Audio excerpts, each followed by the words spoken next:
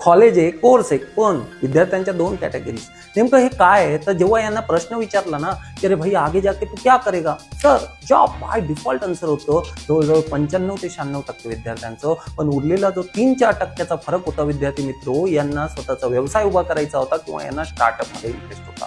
म्हणजे एक कॉलेज एक कोर्स, पण ही जी कॅटेगरी होती ती कॅटेगरी खूप काही बोलून दाखवत होती.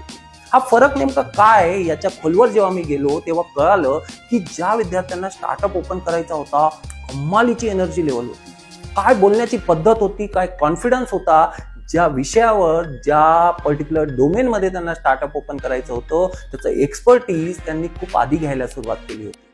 अकॅडमिक्स मध्ये ते गुंतले नव्हते, त्यांना जे आत्मसात करायचंय, जे ध्येय गाठायचंय त्या दिशेने ते चालले होते.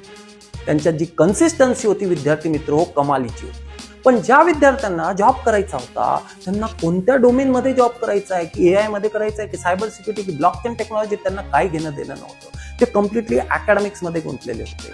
आता हा अकॅडमिक्स मध्ये गुंतायचं की आपल्या ध्येयाच्या दिशेने जायचं हा वेगळाच विषय आहे. तो विद्यार्थी मित्र नीट समजून घ्या.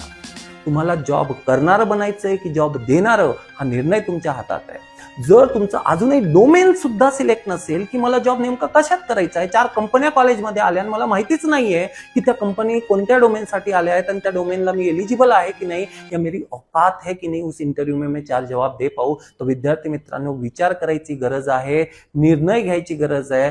थांबू नका, बिलकुल थांबायचं नाहीये. ज्याला स्टार्टअप उभा करायचा असतो ना तो 1 मिनिटही थांबत नाही, तो त्या दिशेने त्या प्रवाहाच्या मागे पळत असतो. तर कृपया करून निदान आपल्या आई वडिलांकडे बघा आणि विचार करा, अकॅडमिक्स मधून थोडंसं स्वतःला फ्री करा आणि बाकी काय काय चाललंय त्याच्याकडे बघा.